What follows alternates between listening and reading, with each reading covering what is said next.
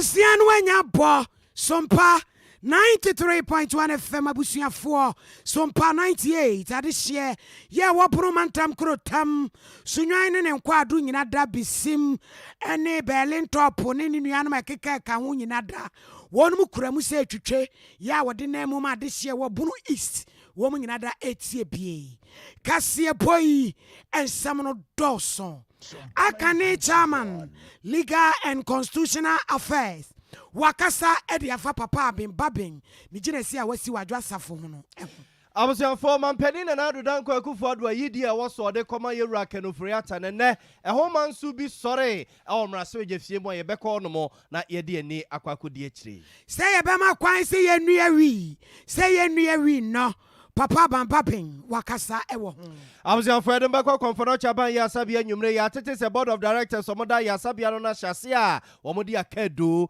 echi conference ban ya sabia no ho den Forest Bureau mienu Bank of Ghana je wo modansese efiri wo no msem eni da kwan se ena nwumre mampani da John Dramani Mahama gonja de se konkro teja tagma so pro soro we de papa eni o man de bekasa ede afasika sam ene ne ntutie ho ewo mayimo Ayawa so West Wagon and EDC delegate in one mubo su getire no sabato am kwato nsunsanso no wamo nyintum ne wo chena ka ho Abrantie Kelvin Taylor so akwa chantro dia fa kanes of openia not that assemblies of God asafona no ama sofo na babonten se so mpere to mpere no a omra bonten be pacho metwe nsem nsensai yes e free dajuada sachet water no 60 pesos na ene adai Abusian wedi afufro pini akekese ne se kase ababia wo bia na nwumre ye ba ne ye dia ba besom wo wadwenche no nsusu afa beka ho wabra o ka ho e social media platforms awudo ne nyina so oko Facebook wa Sompa 93.1 FM Sompa 93.1 FM na oko YouTube wa Sompa TV Ghana o subscribe na do wadwenche no nsusu no abia o ye gusu a ye bekase ne mamo ne ye bekenkan e dia mamo ye ka mo se ye kase e free Sompa 93.1 FM so kumasi abonten so no ebebum fumpa na twa pese yachia akwakofa Sompa 98.9 FM so osunyan ene ne nkwado yane ya so manwumre na ya bo amalibia boga nwumre mene wahini ni amakranchi adazoa sofo mami premaini kase boni bobrodo nchono ankasa enie akani wodwem trani ya no otie adwamu komra chebedwafia won mehwe amamra ene emra no entoto ye nsem so legal and constitutional affairs onmonyamfo Ben Abdallah Banda ebribi atwamu panipay offense south na wono ene ye mra chebedwafi ni wo ho na wo se na anu ginasi papa bambabin esie wadwo asafo ho no wote ase enye ye wo se eniwe mere bia demu da sa sama privileges committee edu am report waba no papa bambabin be san ka sensan fanko from Parliamentary no am ko bobo ho enam mra kwa so tiafutu ade be medrom dodo ne se wo am ko so antwe da hwere no kopem sa tentrene ebe ye dwuma Emra meshebedwafo miensa ekokoba se yese omu anko meshebedwam be 15 sittings no and I speak I refer asemi di ma privileges privileges tena se ya omu bubu asemi wie na omu do report bae no and ekokoba se ene ye wose ye file motion na ye debate ni to so aba we na chairman sabunsu meshebedwani a owoswame sorry and I was there be yemremu we shall send your constitution ni ka yes anati and raise preliminary objection no na picture any say there be any cause the motion ka we cause the motion ka some we dia and now we invite the whole house ama omato e poaba abana ombeto no ebetimi akoside bia na chairman Zabunsu nyina so ane say Osha article 97(1)(c) of the constitution na stase no we dey imagine na stase no na stase na o say emrese bedwani a oba absenting home for 15 sittings no the person shall the word shall vacate his seat and no na article 97(1)(c) nika so we king kan article 91(c) the woman no a ye frɛ bibi conferring jurisdiction on an authority. Conferring jurisdiction constitution some was a privileges committee na kan wasa. Remember example. Asama circuit court for instance, ADN. Yentimi mfa saa asama ne magistrate court mo nkonkodi. Eba ne saa assembly nyina yetwem. Ana asama was a high court di no. Yentimi ma circuit court nyeden. And jurisdiction is conferred by a statute. Statute no any constitution no. Constitution say a ban say privileges na also mudi. And it's a privileges give ya. There was a privileges a committee ni ya and say asama no ye tuna ase no a ye fair dance for no ye bobo hu wie no say na koye. Na enzuanso a Speaker of Parliament o mamoshi ni baso e be ba ne say privileges na say nipa mienu die o mumfom yi ntie nya o mu. Enipa baako eye honorable Adwasafo e na wa ma nti onu nti no yen declare the seat in vacant. Say Kokoba se ba mrese bedwom. Let's say debate na se ye to aba. Na aba na ye beto no eni de committee no kan ye no eba adura. For instance, let's assume say omu so da bi. If mienu krampo na ye se omu nye bone no ma ye bone nti yen declare omu seat in vacant ya. What will be the implication? Implication be baso e o mrese bedwom. Implication be baso e wo sa two members of parliament isu no constituencies no. Implications are very, very disastrous. Onimonya for Ben Abdallah Banda.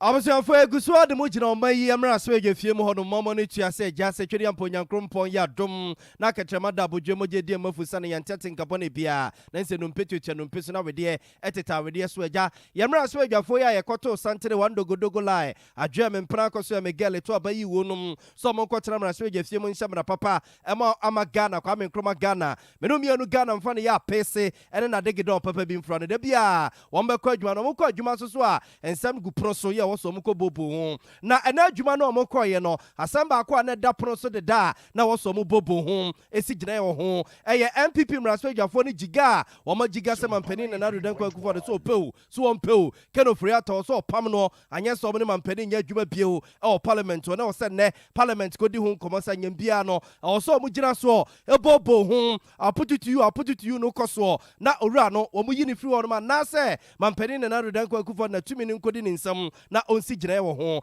na kwane afa so ma sa nkrata asem no ekoto Speaker of Parliament anim no na nipa binum fi se amfamra kwan so and am so amra so adwane wo amra so adwafie ma dese a wo mo afutu abaton pesua so lawyer Alexander Fanyoma Kensia oye penimpa be de ekira edom kese no da wo ma no ekukura asem iba se ekwan afa so ma asem wei ebe pie amra so adwafie mu no mo a enne omba be di ho nkomo no amfamra kwan so emenne manso a esore wo ho na nya asem ketwa ye ni kan koti Alexander Fanyoma Kensi kukura asem no kukuruba ye ema NDC for no esomu. Mr. Speaker, the said item is headed Notice of Motion on a Vote of Censure. My humble view is that a motion, it is only the motion which is supposed to be advertised. It is only the motion, the fact upon which the applicant relies on cannot, as it is advertised, be embedded in the motion. Mr. Speaker, in this hour, if you go through our other people, clearly committees bring reports, we submit applications, motions are advertised on their own. A motion to take a censure on the minister, blah, blah, blah, it continues.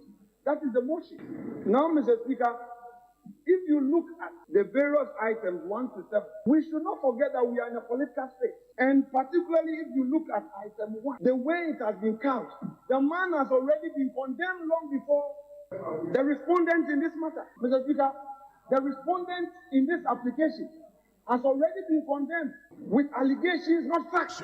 Mr. Speaker, we must all know that if it is tomorrow, today, it is somebody today, it could be us tomorrow.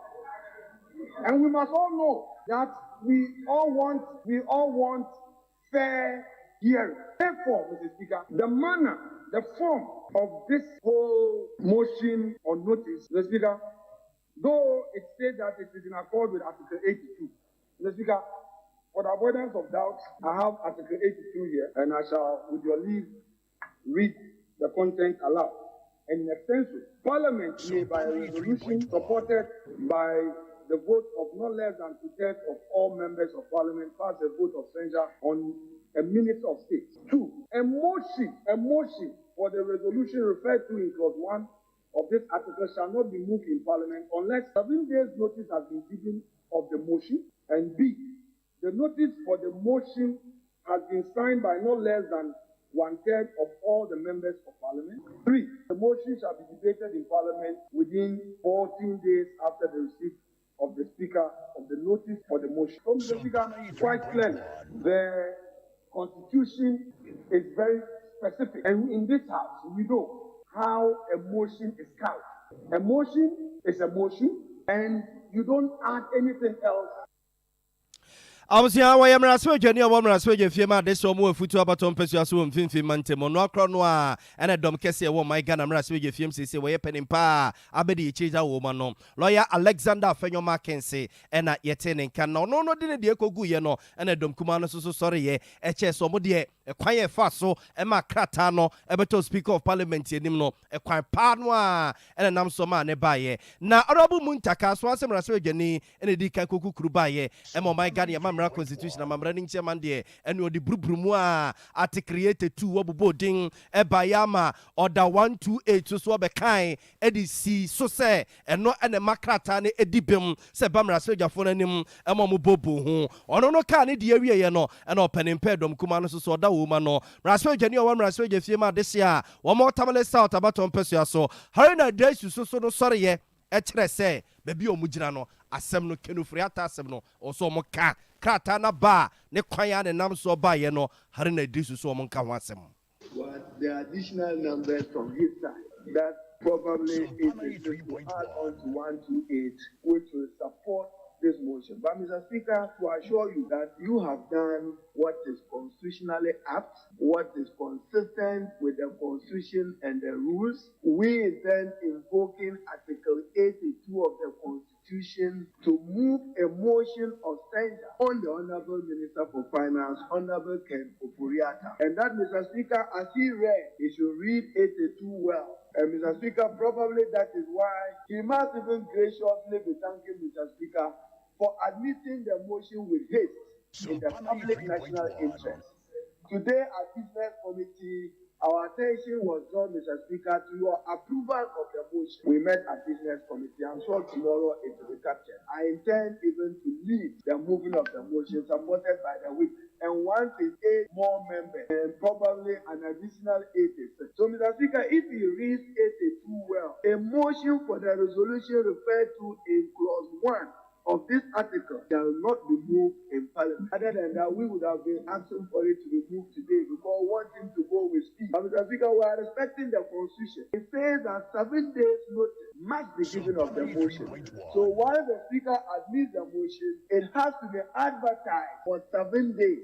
7 days. Abusia enti ono so ena ye kandifo edom kuma wo mraspe gefiem sese woda wo ma no no akro no a esa so mraspe gani wo mraspe gefiem adehye a omo tamale south abaton pesu Honorable Haruna Idrisu ne yetene kana omo twa omo manso no wie ye no a eja na wo so omo sigina wo ho no Alban Kings was man ababin mraspe gefiem chi amehene ono so ne dia obu a ekoto ye ni a speaker and a deputy speaker, nobody else. So we have the power. And you know, in those cases, you need to test support of the members. And that's very serious. It's only in the case of the speaker, you need 3/4, which is more serious. So to be able to remove the referee seated here, there must be a serious conspiracy to get 3/4 to remove the referee. Because of these powers that you have, through your own terms, exercise for and on behalf of the people, elected the speaker. So the percentage is higher than the rest. And so please, honorable members, I don't want us to go into the details of this matter, but be sure that before I admitted the motion, a lot of consideration went into it. And if there's any need for us in future to sit together and go through, because there are other earlier motions that were taken by this House. Many were not actually moved because of the usual channels of communication, the dialogue between two sides of the House. And so this is another motion which has followed president, I don't want people to always say that when it is in my favor, that is good president. When it's against me, it's bad president. That definitely, you can't keep on approbating and reprobating. You can't be going hot and cold. And we had one of them yesterday, even though I didn't directly want to say that the president that was set in the Erica Martin case was good law and was properly followed yesterday. But that was the import of the ruling of yesterday. It was not bad law or bad precedent. And so my honorable member of parliament for the powerful people of Windy Bay, now called Wilbur, you've done well by drawing our attention, but I think the proper thing has been done. And we should leave it as it is. I know as we keep on joining, we'll do what is proper in this house. And because of this motion, you know what has happened to the state of our city. Just because people are gaining confidence that action is being taken, the city gained some value. Abusia, where am I saying if you right honorable Urban Kingsford Smanabamin. Etie for Samubakaya Julabo, so many than a toso, Ebe Sammy and Sa, and one make what to Batana qua sitina, a ranum bidia sembia, now woman to send Kiamaquine, no we are this ye, Kayenuya, Nyan Tumnayamra, Yen Chamfanco, Coco, Chromian Concoton. Now I know bet to me a buantis answer a droby crowmoa, ye bet to me the Asai and Yarawa, said the Nakocha can is adopted from King Salaman, this marijuana, planting in the arms of black man. Sometimes we smoke it, another time we boil it. It's good for our sickness and pains. Now and no, and one say, hey. Ya better now, ma'am. Ababeji wins watum, and ye, at Temboafonum, woman yan tum crabros go to a seminal, a quarter chine baby, and the papa bamba been saying, and one was say, Comedy assembly we and if first one, guess one sambram rasabed of you, no member one mamma, yes, say, dear Cosi ye, not Temboaf our transcend any swa, a quiet set, young into me a Justice Jones Doce, Justice Clement Jackson, Hoyanuga. Justice Henrietta Mensabonsu, Justice Emmanuel Johnny Kulende, and a fair Nene Amegache, Professor Ni Ashikote, Isifu Omoro Tanko Amadu, and Umbroscoto assembling Nada, and so Ekokotugu baby, say Maquine, na said ye, or may, a woman say I want to dear, the baby dear, we dear, na ya koye, and na say ye buy, na no, and na, Buama, culture. Was you never say it? How come could I take how much a pound for what is it? Or say, on says ye chew be so okrewi, ewa bruchira. Na police for na kase, a mudrono, one more sha, ne husika, ebe ye say. Na kocha say, if you never sell it, how come could I take how much a pound for it? Unto be da, kabeda who, ne poor. Internet is a process for no son. Oh, Omudi who Jenny be. Gentle Papa Abambabin. Basis for taking a decision in this matter because I have no records before me. I only hear, I read in the dailies and the rest, and I cannot take that as evidence. And so I thought that my intervention that day would have drawn the attention of the authorities to do what we generally refer to as the needful. But as of now, I still don't have any evidence of that. And so we should let sleeping dogs lie until the proper thing is done. The issue that was raised by the Honorable Ablakwa is on page 8. Under item 3, you have the name number 45, which deals with the honorable member for Asinok, because his matter has been pending, and I don't have any evidence on it. I've been reading in papers, I've been hearing from people, but we don't have any communication from our colleagues, the arm of government in charge of the judiciary on the matter. So I cannot take it that what I read in the papers and the rest is sufficient evidence for me to act on. And so I've raised this issue before, expecting that there will be a communication to us on that issue, and nothing has come so far. And that is the difficulty I have. Recently, I read in the dailies giving something Manan versus the Attorney General and the Speaker of Parliament. The Speaker of Parliament had no knowledge about that suit, and yet judgment was delivered by the Supreme Court, in which a section of a law we pass was struck out as unconstitutional. Papa Abembaben, we want some and walk on a marashe fie muno, Nifabi, and a metamamo.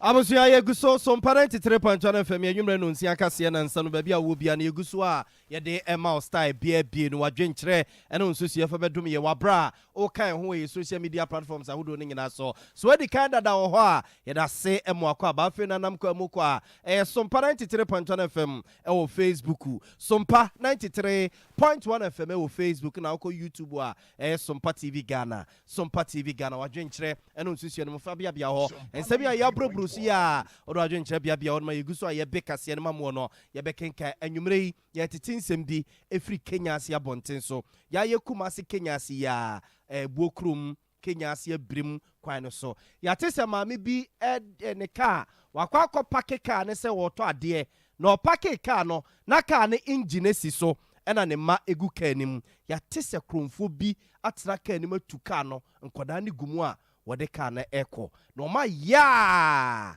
womu enya baby a wonam ne mpese womu agina no age ka na kwa koma ma me nebusua enche be kwa ma no so ne yakwa kodi enkomo na ansa na no yensan fam nkomra swege fie mu bieu na momori tua edanu brada MPP mra swege fo na de a womo eye ne mra swege fie mu se mampani na na rodan kwa kufu ado ne ahokyera ye wom sese no womu firi akoma mu na eba na akoma mu no womu firi ba no womo ani womo de sie kodi enkomo womo de sie ne nsem womo kanyina ene se kenofori ato ye mampani na na rodan kwa kufu ado wo fase a wono na saso ye gare sika sem wono mampani nyina di saso na ye ra Charles Adubu ahia wono so te mampani amotuom Jubilee House wa sika sem no so kura fa no wono so mpani ba bi ntina ne mpani pa afro a wo madwene mu do womo nyare yo me ho ma gare sika sem no ntutu so eti branda de ne se woni ensese ye kache wo mraso gefie mu ho MPP mraso gafo be 80 ene ye nsamdwefo nhye mu a omo sekire kache mampani se so anya ende free na ko bibie no no mu a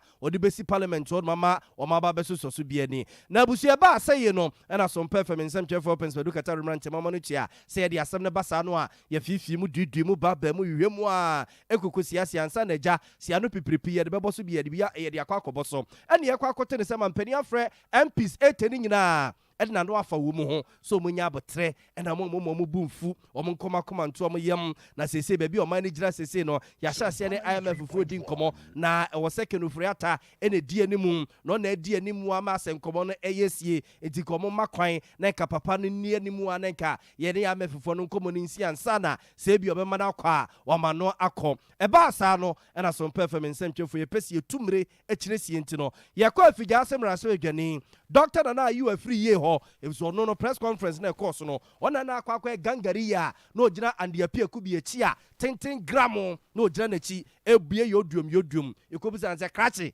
ya tise kufuado edna no fam ho sa anya hwemu nya manenka na kenofuri ata ntena ho no krasa sama jatum se kenofuri ata wonkoso antena ho research no be a ye baby do ye do na HSS continuously na majority of MPs among majority caucus for ye be no the other man no say that the prayer no je mu kan yo se mo finance minister why there before COVID why there before COVID because the COVID they buy no me every year no so at the end of the day you be do Russia war no if your finance minister say well yes phenomenal we be it and so no you know what you year but if you are not bad because it no open the channel carefully I just said no I could do with the MPP as you say no say I want to about yourself for the union MPP MDC but so long as that and I think it's already not for the and you do a question so to build confidence in the fact that not able to reduce uncertainty and the stability and social the economic policy no but economy and between the seek and it be affected. It be because the city not ever falling, but the rate at which it's falling is so artificial. And that also shows about uncertainty of the system. And that speculators not taking advantage. So that's what we're going to say. So therefore, to build confidence in the system, as a constituency for the only Canadian, that is a very strong majority among the majority members. And then the mass continuously, the Korea press conference, a chair, the president, the dominant economy, and therefore the president also says that friend and peace, and no Mushia, and no Mafagi, not the not one of Umason Waka. And then there has been a series of meetings past 2 days that president MPs, and a series of meetings with Parliament, and me reaching out to a new decision. New decision, the president said, okay, if that is what the idea, all right, this is the issue I ever did. Before I used to hear about it, the Prime Minister of Finance the budget about to cabinet. Now, they are going through it next week, and it's a Tuesday or Wednesday. I have a four by weekend. Now, I'm not sure. Let's just say input on the paper into the budget. And also, the Magana reaching there. Now, I'm only next week.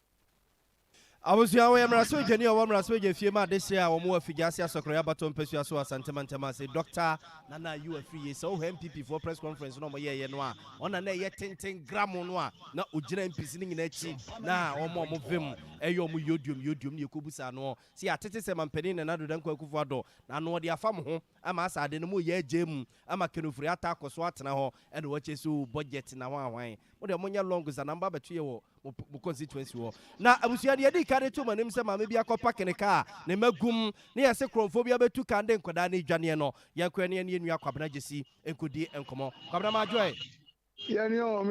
Now, Cobra HHMU, yes, Kenya, fine, and I'm a many packy ya, yes, or Cotadia will be in a ma and in a car. My chief in a joke about Sompa radio and Sompa TV so. Na I promise I press my call for Yanama Kenya say Anna me do ya me pan nam kwan so bebrebe I offer so for adum che kwan so ona anybody am bebrebe o mkuta kontima na bisi ya na bisa na asambe so mo say ma me bi na apake ne ka oduma na so nduma na for papote wo for baby ana auto ade no ne ka ne safo asiani o se mo ka na black resting no auto ade be hu se kwabrani bia betina ka ni mu a ma me so ne magu ka ni mu watu ka no pa de nam kwane so na me se be di akire me du akire na be du Kenya ase na why beje me bi say yesi omo frɛ Kenya ase ayifo no mabontenfo no frɛ say ka bi bantinka Kenya ase taxi rank for no mo fa pempim bi enzera be o betia ase ka no mo de normal bench see or is akwa do no refer bench so no DMB cover namu airport runabout kwan so metie na say so o match no airport runabout police station so aswansi police station na me di akira me buy am be police station for no omo say omo nyantie bi omo begina kwan ho ade betoma ya omo anhu obi a ho etizane asem no nkora guka ni mu na kwabrane atuka na ode akire ba bi a obeso ode ko sana assembly na kwabna ka ne ya color I am black almost resting black na me no opake koto de yi yes no oto ade on say oba de em say nkwara na for school e come de wo mo ti em say on say nkwara bia na nkwara na e ha wo mo e ha no to mo pebibi ade ama nkwara no so da be ya bi odu fie a wo mo maduane ade to wabrechi a oto ade na kwabrane abetana ka animu a otuka no pu ha ode ko nkwara say e na otete say wo mo waka anim nkwara de meti yan say wo mo ya miensa maame na ama na ekola no maame ni betimi akyere ebia atade ese wo mo se ne anu de me samu odi da bo ma poti so ma po school na maame na wa ofo na kofa wo mo a odo mo kofie na kwabna ka ne number so obekai ne number no so no wo na omo penta mu ntina ma fo di akyere nti o ma nya ka no number ese na so omo se ka no black tinted restant na nkora ne guma omo usu na ontiti emu ya so ordinary kire he na o chese airport runabout kwan so yes yeah ordinary kire airport runabout kwan so ho Yeah, na me kwade me titi na mo se mo che na eja wusu janse wa na me nim so mo de no wo area eja wusu dia mo de no ko Kenya Ase police station ana me se no me du Kenya Ase na me ko police station mo so da bi o mo nchine se o ma che no wo airport run about na me di akira na me ba se ntu oni to nyina me namu na me ba airport run about me ko police station so mo so mo nya nteye no na so o ma ko gina kwa no wo mo hu ka bi asa na boy na obetu car no area ho no memra wo tu car no obi animu no obi animu area ho maame na park car no nti omo mani ma ho se e da se car no eye ne dia na car no enya ne dia ti aba se obetu ni car no wakọ nti obi ani ma ho se ti se maame ne car se ode me mani ko ode maame ni ko amafo ni ba ho ai se moto bi e na chesi na like o ma chesi na o ma nya no na batai na ne magu ka ni mu no owo he sese ma me na mu ano na me hwehwe mu no me nya ho ba bi a owo ba this time baba o de me emfa unsi asem no dey I say you see one time be ka ye hu ni number ma me aye hu no e hu route a wo de ko ba o ne car number de nipa bebre ho mu kutaka o mu ni mo number apart from the car ne color obe catch no busa ne car number plate on titru ne ma no yes and at the time I say ne ni so ne head to busa ne bia wo on kai kra nti send your best police for no send you see share route there ye nua no mo asokore mampon omu lay guard mayen omu so mo ofuru krum e de kwa na ga junction so no esi nso kra to hwe na police vui en kujina hona 3.1 ankola egu kem udu omo kwai anani pakro ebom bodam need you there chika na chese obi chese ana wa hunse nkora egum bia otubu no hunse nkola wa chire eti ono be nso ba fredance aboka park na ko omo me form kai no ye ne sa sempo na ko betimi akwa se ko nkora egum aye kamu eno so chire se wa fredance aboka juma na mfa park na siko ba bi masa eden a wo mbeba be tu car na ko baby na nkora no ko ton makaka no wa na akoku ma na wo to magu baby aduro de na yan so o area wo no so yema wo hu Rexton saka na RX X as in you aka na to say no TON ne bo ne papa bi yusu bi wo ye pharmacy a wo hu sisi ho no enu bi no ye dia journey ne black oh the black and no be nti esra ma we di amfa boys no momoa nyina ye moa na mami nim ne by now wo kum dabro we di se ku America se dabro brother no se dabro we di amfa enti bomodiana nkola ni community business ima ya de business for mpacho car na ye ka ho asem no ebi ene ye de ato ye TV so yi eti oba Sompa 93.1 FM so Facebook and answer Sompa TV or YouTube a obehu car na ye describe it onya car we ya de nye we ya de but say na esitie say bia ye ka say Rexton na say no mo cars no dabro we di amfanti wo ma dia parking kola wo ni dia bad business pa na anwumre wa ye amfa enkura na se market parking ne dwane ko be bi ni amachi wango fasim bi ama ye nto aso enene ye da soli ye bange batan ye wo enkran wo mani abre se ni nyina da America doda si ye be kire ndi na bodua mu de nkonso agu no so amaga na sidi no ho atono enu nti asu kopie mo Airport City Forest Bureau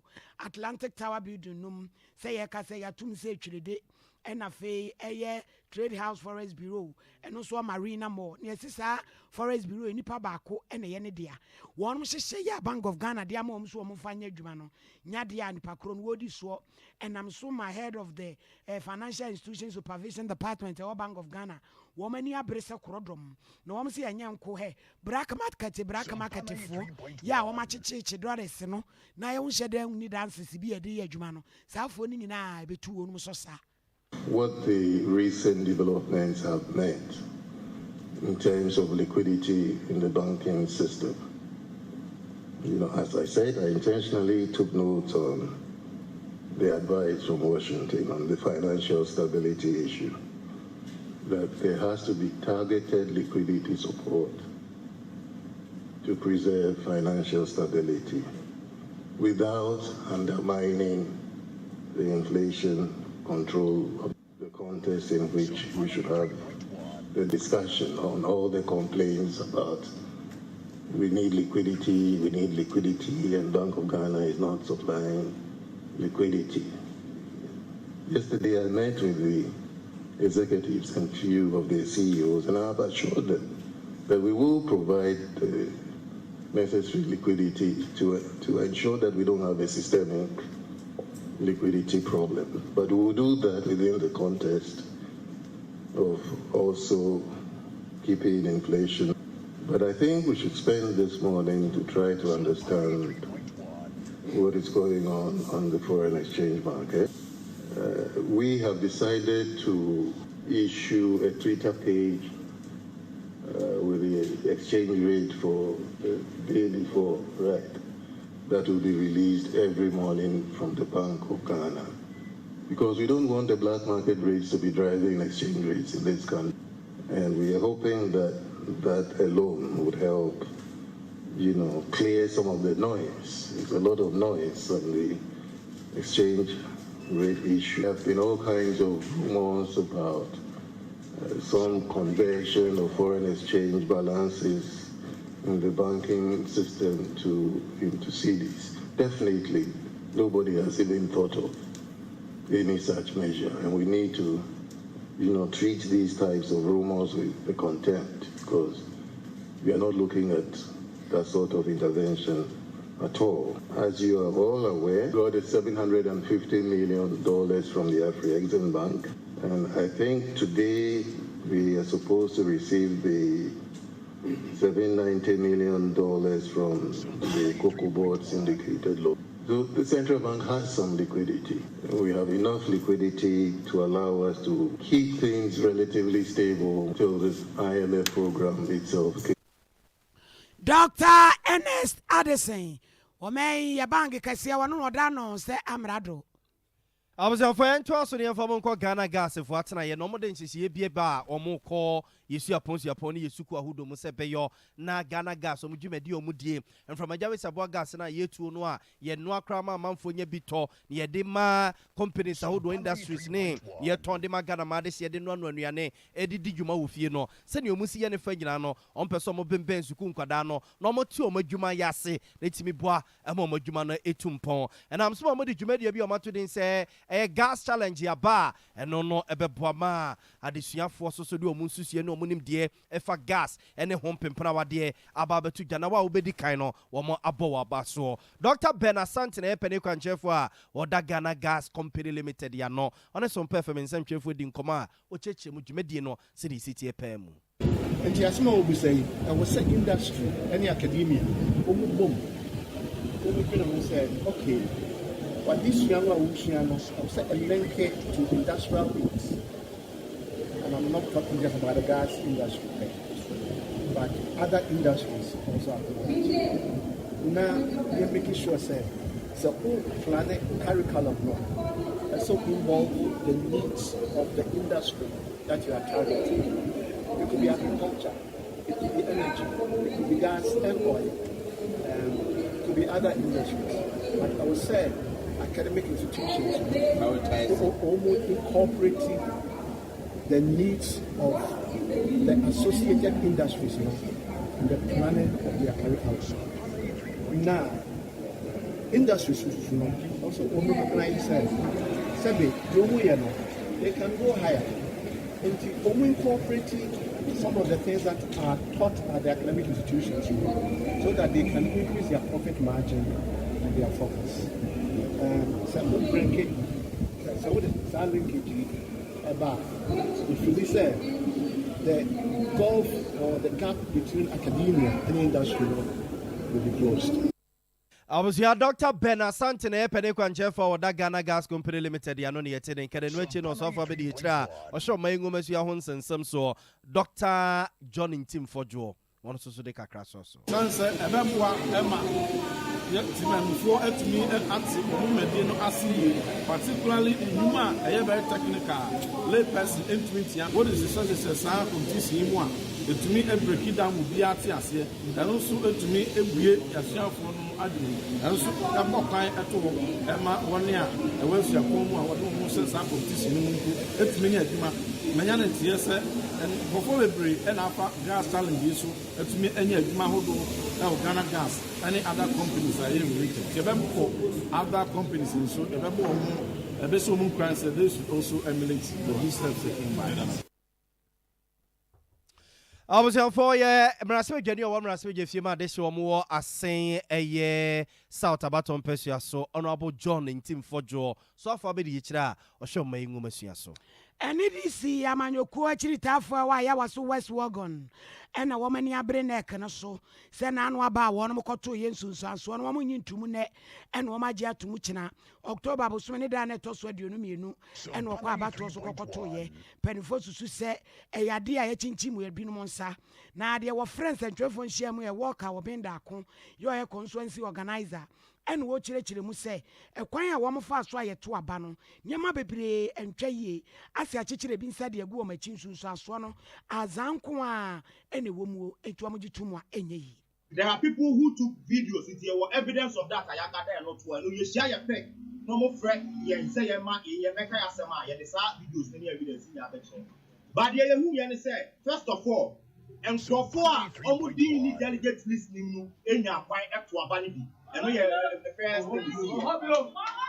The second thing is see and say, and before we didn't want delegate list, this one no money Congress House on. Yet me man for 4 party cards, and yet party paper cards, but we didn't to abandon Emma on Gofono. The next thing so a person say, we are no, your agents, actually, almost year and answer for the two other two abandon our market, you are the compare number of votes I will box not a bro so bear about 316 votes.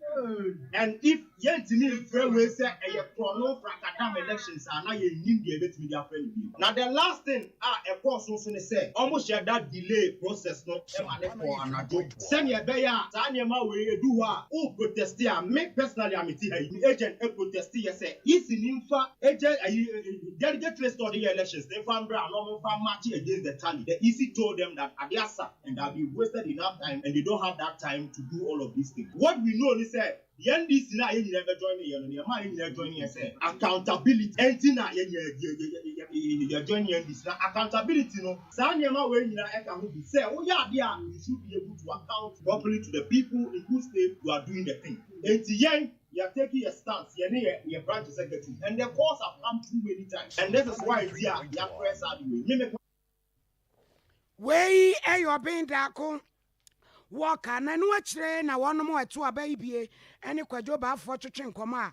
Womuchirem say quiet as one fast one to a bano. No Musiano Pano or Chikoria Siena quiet numero and sa. Quamusha cross about to commission into about one shada.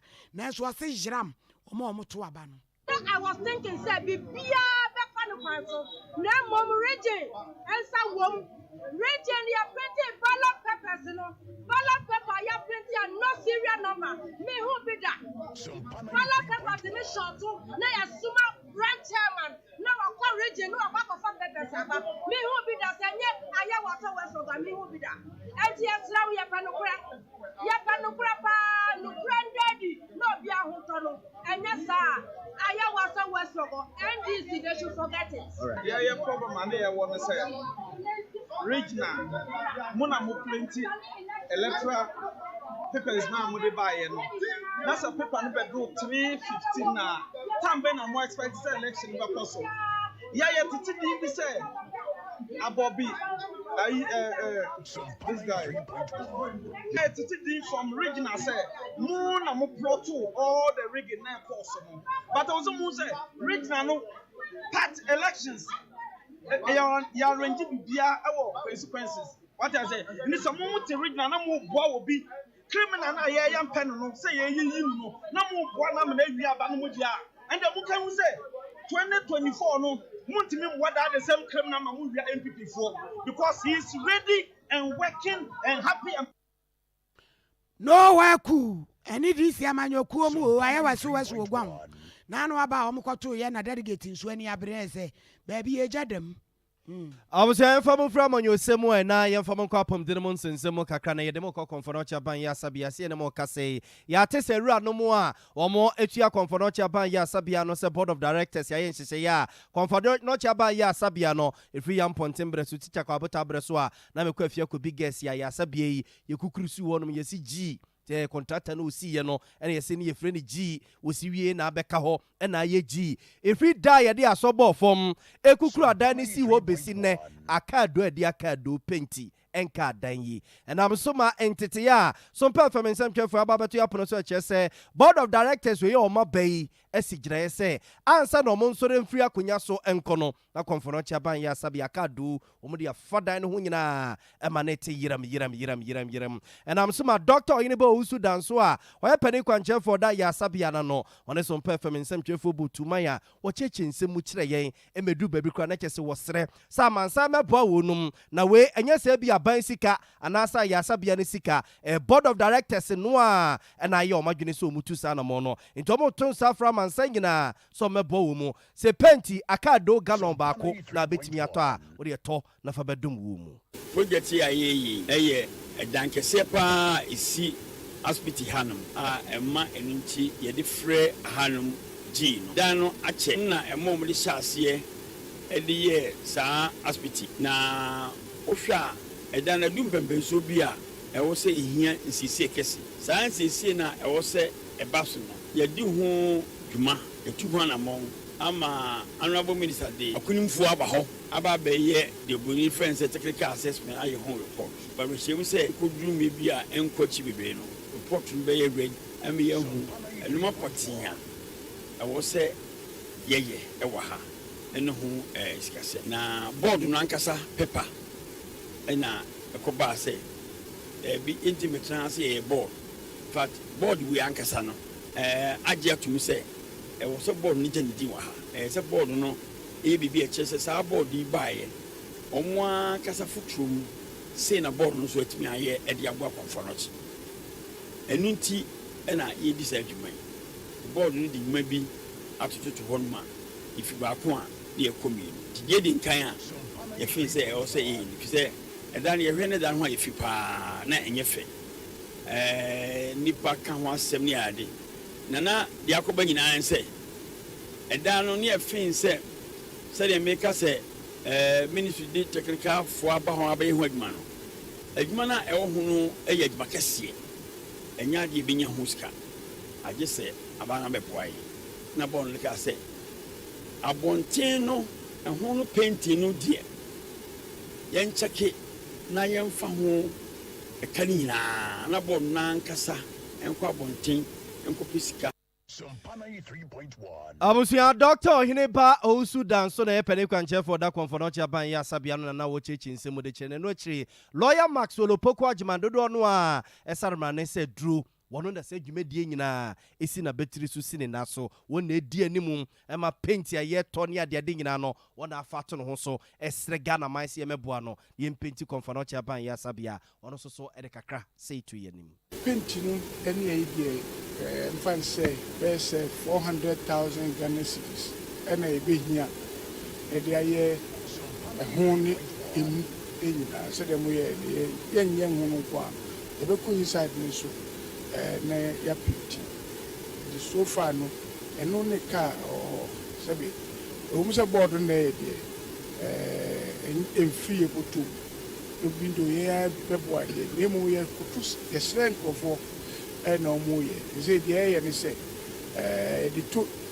sabio adofo anim say anya hwe crowd there one bucket of paint crowd be check konfɔnɔkye now already konfɔnɔkye so hwe crowd hwe obusu ani bia na de beboa eye meka say nipa kakra abba a omo boa ebusu sre say dem be hu ye to aso kan o labor wo apart from paint na here no etua adwumayefo no ka scaffolding so yesise e bia o hye na otutu ano kwa cost 2,500 we sheba ko bia tutu a Abusia we lawyer Maxwell Opoko agimana dodo no asarbra ne se edro ene yete ne nka no no ene die ne mu ama paint ya ye toni ade nyina no etimi ewie peyo yegyina we so ne adan ho atwa sika kraba eba Sompa 93.1. Yeah, ofokwaku medase. One family clinic ho a mekoya mama hu se. Ani da so ho mo bibia wo yare bia. E bia na wonya nhia wo gefo. Ene wiase nyina hu adwuma papa. One family clinic eye. Eba no honam yawo. Die yesisie. Wo to ase. Wo nan ye sifam. Se ya wo ya. E wo wo sempane. E hyehyew. Wo tia famu a na ye tofo. Na ye titiriti. Stroke na achi oni paduane fa. Yawo e ya ma osisi achia. Wo chi na ye wo ya. Wo kon wo nyini mro so. Enso nante ya ye den. Ade se okuta poma. Na onim se yade akwankwo etimi de yawo ba ye nipaduam. Bi wo ho nso a. Na ba bia yawo no wo no. Enya ho kra na yade no wo. Enti hyene nso. Se yawo ne ba. E ma otrimu nkoto aduro no ma ne njinsem ansa. Firi se wonnim yade akra e de saa yawo yaba. Ni nyina na one family clinic wo hu nimde. Ya wo mbehwehwe hunu ba bia yawo ne firi. Se ye ntinimu honam mu ana wo nkasa yi mu. Wo de abibidro nimde ene yaresa kwaya hodo opi na eboa. Na yade bia aka de eye kokokra. Wo ye lab, scan, massage, any home care. Se e ba ofi abehwew. Wo ye bema, wo mema sam ye bonus. Sanso na oba, wo masam eye bonus. Mo ye adwuma juada kopim memnida. Anopa no watwe kopim nonu. Hwehwe omo kira kwan wo Kumase Patase. Omo ben Brother Man Sports wo Estate Junction ne so ha. Afei omo asimfosu. Twefo praso, aguna so adru. Ena mankesim. Frɛ 0546 686817. Go www.onefamilyclinic.com. One Family Clinic, the pain expert. One Family Clinic. Abusiani nyina yaresabia.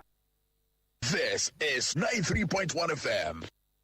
Yama this year kwa babusia for so you be anu musuo se furu ponkwa efiri adaju adade wu pia so agadon na fa nsuo gum sahye wata no sabere wo mse wo me de ba ku gi 6 peswese enti sa wo ka wo musuo no be se nan a calculate na fa ka nkonkonta obedi ho so obedi sha oto den so se gobe ye no so beji nsuo di a ene no sika no agire tete na kwabranto me pa cho bebre ewura no mi se ne wo boturu mu so anka kitwa ya eton 1 cedi no se no so adu 2 cedi 50 pesos de adam finfin no eno so akonanim 3 cedi 50 ka se pa tenten pon wo de kunu a esi wa tenten pon no eno so 5 cedis tu yo bia wo mini mu gogura sade akwadwune asu no de a ene wo de ka empanifo yi wa friends and twefo nche mu se eniema ne boa ye den kanea ya wodi ye adwuma no ngoroba ene botoro so wodi ye adwuma no ya pagya abo no ma pagya mi atwe nwantwa enam so ma National Executive Committee, National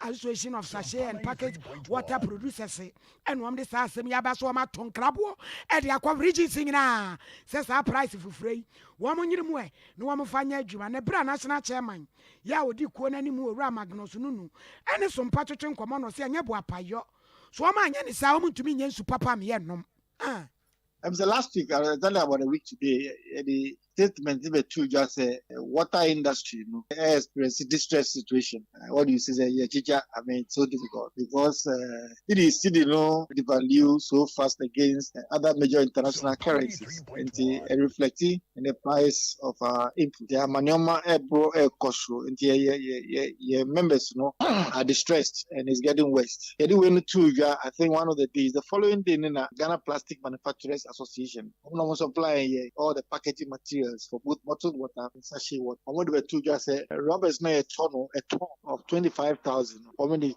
36,000. That is just 1 ton, 11,000 Ghana cedis. Which is about 44%. A big crowd could 38,000 per ton. That is, 48%. And because working capital and soon we now say it's what because of the change, and the change was so drastic. So it is difficult to go for it. And since then, there has been calls. So for a meeting both in present and then by Zoom, and then they arrived at these figures. I never to just say. First, immediately, it's not about profit, but it's about regaining your working capital. And around this time, and on Monday, you can recover the lost working capital. Ora Magnus, Nunu. I was your friend to Akasiano Sumamona, Yamfamo, and call Assemblies of God as Safunum. Now, a brand here, Calvin Taylor, a ya loud silence, you were better in the social media, any and some porons and biggie, and somewhere your boss were more, no transina just say, what your broom.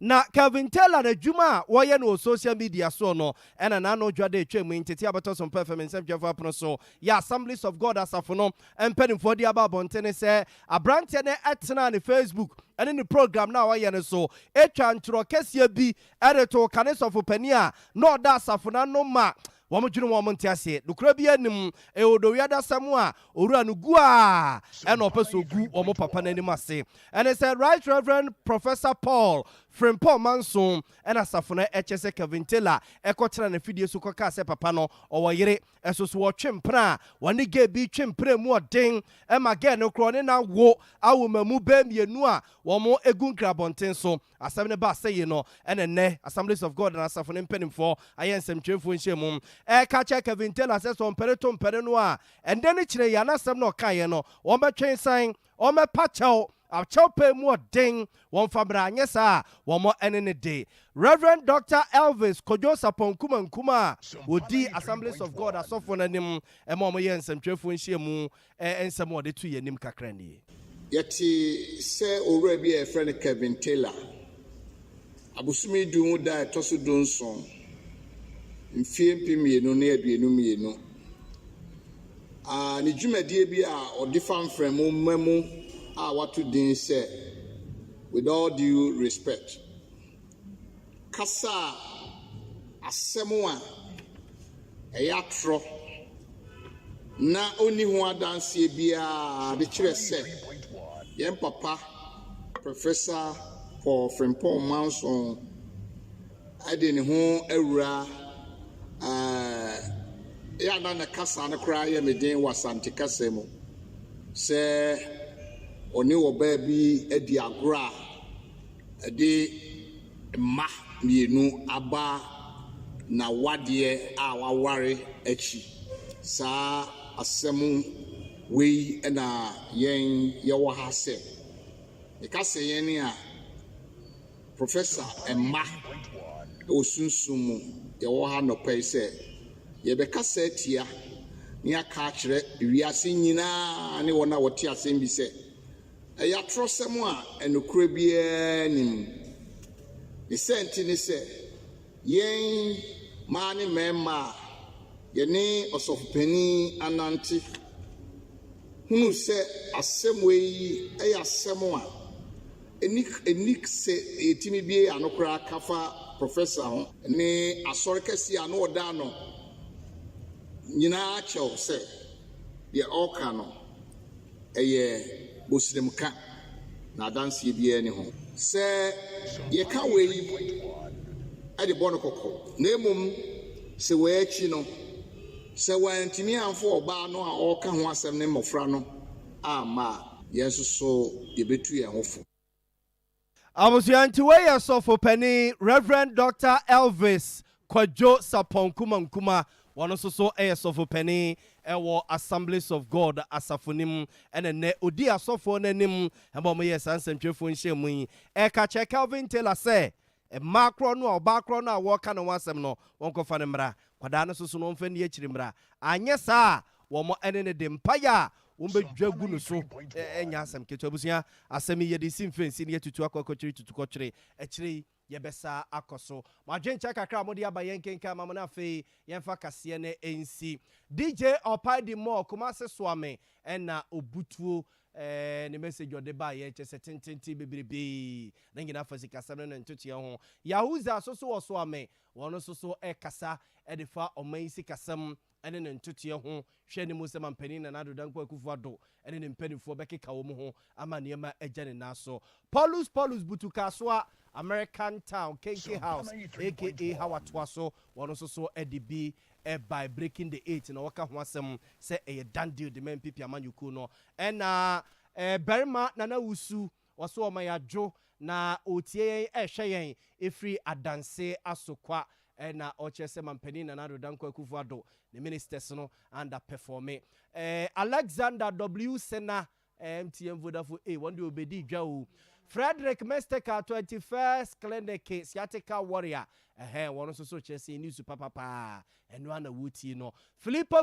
Butu atimatim wɔsɛ kenofriata resignation no okay ɔno so bɛka bi ɛdefa ho teacher constitution tɛpɛnyinasi so ɔno so we kura de teacher kudu ɔho tɛpɛnyinasi so no ɔba yei ɛna nana akua moaboate ablekuma central ɔno so ɛde ne deɛ kakra ɛba yɛ nabo no a bright j nana hema sapon hello abusuafo hello nana hema na ho yɛ deɛ yo hwɛ ho so yi na ɛyɛ yi wɔ ho bia befa abusuafo ɛfa kase ne nsi ɛne yɛ so manwumere nana yɛ abo amale bia boga mene wahene ni asɛmpa nipa dwumadi ofosio bɛma ɛne ɔmo no asamoane apamfo bɛtranse kɔso atie Sompa na de aka kyire ɛne dɔso yani mutala no nyina anim ayɛ serious wo se aba no yɛ adwuma aba a waba touch every segment of